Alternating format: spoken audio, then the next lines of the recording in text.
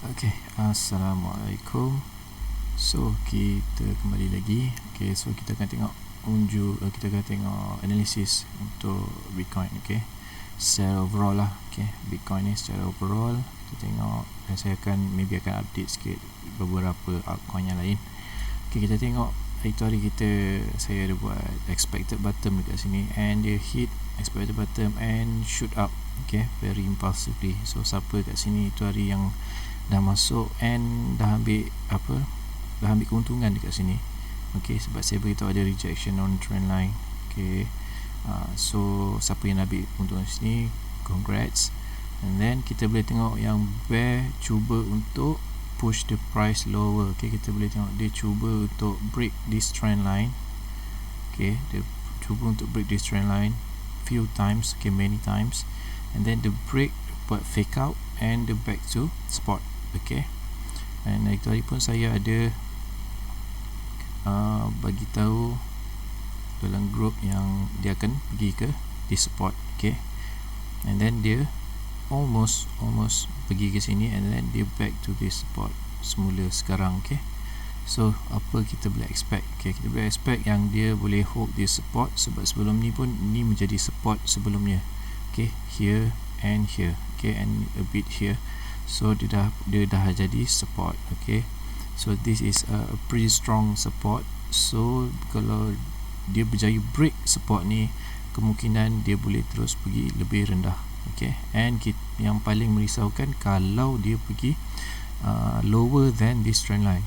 Okay, this broke this trend line. Sebab apa? Sebab ini adalah trend line untuk lows yang sebelumnya.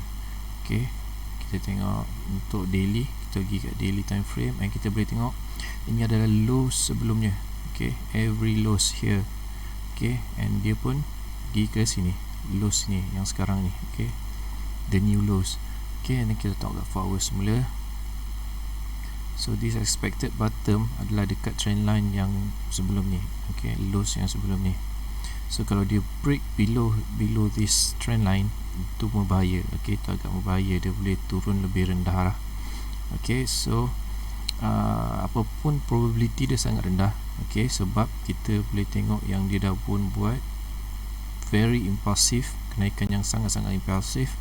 Okay, and then dia broke this support sebelum ni, resistant. Okay, masa dia kat sini dia jadi resistant, and now dia dah broke and dia jadi become support. So probability untuk dia naik lebih tinggi tu lebih tinggi. Okay, untuk dia naik lebih tinggi tu ada lagi tinggi lah probability dia. And dia dah pun cuba break, dah buat fake out. Selalunya lepas fake out ni, bila dia jatuh semula, dia ada kemungkinan untuk break lebih tinggi lah. Okay, sekiranya dia berjaya hold this support. So probability untuk dia naik ni lebih tinggi lah sekarang ni. Okay, compared to dia jatuh ke bawah. Okay, so kita tengok macam mana nanti. Kita based on price action. Okay, kita tengok price reaction.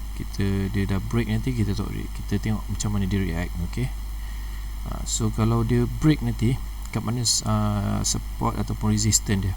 Okay, so this is the resistance yang sebelum ni. Okay, the nearest resistance yang sebelum ni dia cuba untuk break 3 times. Okay, ni sekali, 2 kali and 3 kali dia buat fake out.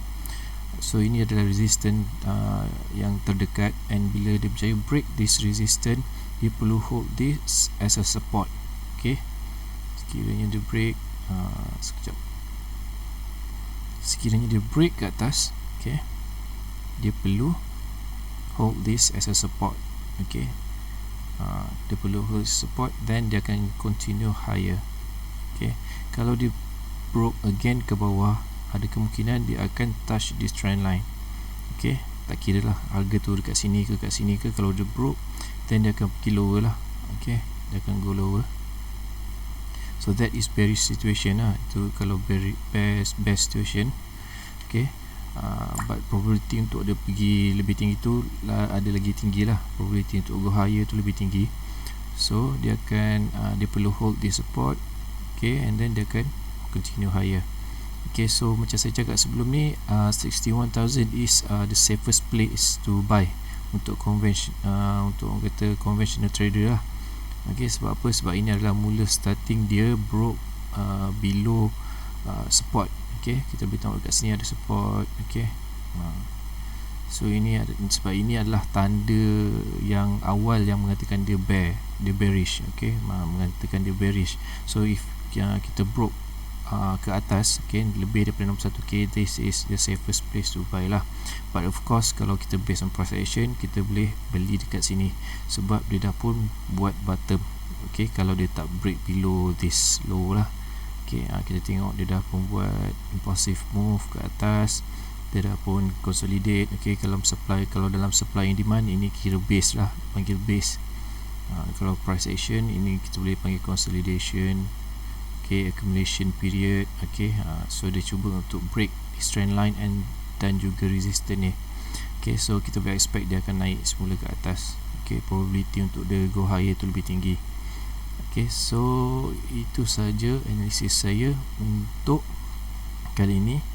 Okay, lupa saya nak buat a bit few altcoin punya ni kan. Okay, kita tengok Cardano. Okay, sebab Cardano dia slow sikit kan. Kita tengok, okay, Cardano kita tengok kat daily. Okay, so Cardano dah pun memang rendah, lebih rendah. Okay, this is the support yang saya buat sebelum ni. Okay, support yang saya buat sebelum ni, and dia dah pun buat rejection yang sangat besar. Okay, dekat daily time frame dia dah buat rejection yang sangat besar. Okay, sekiranya dia hold this support, dia boleh pergi lebih tinggi lah, sebab kita boleh tengok dia punya correction sangat besar. Okay, correction dia ni sangat besar, and kalau dia berjaya hold this support, then dia punya kenaikan juga sangat-sangat tinggi, sangat-sangat impulsif. So itu untuk Cardano. Okay, so kalau untuk Cardano, kat mana kita patut risau? Okay, kita patut risau sekiranya dia pergi lower than this. Okay, lower than $1, dan kita patut risau. Okay, before that, sebelum dia pergi situ, kita tak perlu risau lah. Okay, that just correction. Okay, that is just a correction, and this is a strong support. Okay, kita boleh tengok sebelum ni kat sini ada testing sebagai resistant. Okay, so kita boleh anggap ni sebagai strong support lah. Okay, so dia perlu hold this line, this support, dan sekiranya dia berjaya buat higher high, okay, sekiranya dia berjaya buat high like this. Okay, so sekiranya dia berjaya buat higher high, okay, lebih tinggi, then kita boleh expect yang dia akan pergi impulsively lah. Okay, dia boleh pergi lebih impulsif, and the safest way to buy, okay, kita buy dekat $2. Okay, so itu untuk konvensional lah. Tapi sekiranya dia dah pun mula buat higher high, then kita boleh start beli dekat bawah ni pun tak apa. Okay, maybe around this $1.7. Okay, $1.7 is a good buy, because ada support, ada resistance yang lemah dekat sini. Okay, ada sedikit resistance dekat sini. So kalau kita nak beli, boleh beli dekat sini sekiranya dia dah sampai sini. Okay, bermaksud, sebab bila dia dah sampai sini, bermaksud dia dah pun buat higher high. Bila dia buat higher high, then probability untuk dia naik lebih tinggi itu lebih tinggi lah. Probability dia untuk lebih tinggi kan. Okay,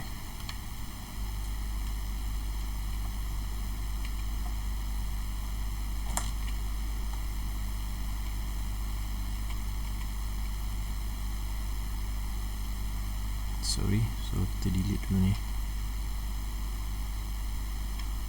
Okay, and then lagi satu, sebab dia pun dah turun ke support.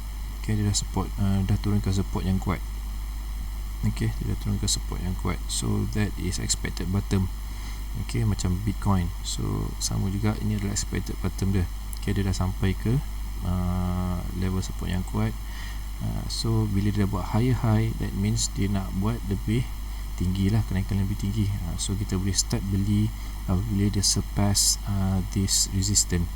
Okay, so itu sedikit untuk Cardano, and then kita pergi ke Solana holdings pretty good.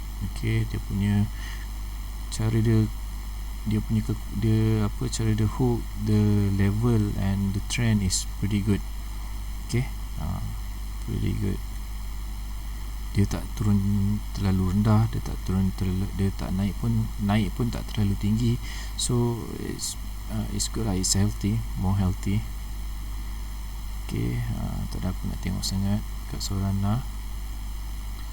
Okay, Solana dah pun sampai ke level resistance yang agak lemah, which is good. Okay, so kita boleh expect, dia memang dah boleh expect dia akan buat correction. Okay, and the price yang kita kena tengok is around here. Around here.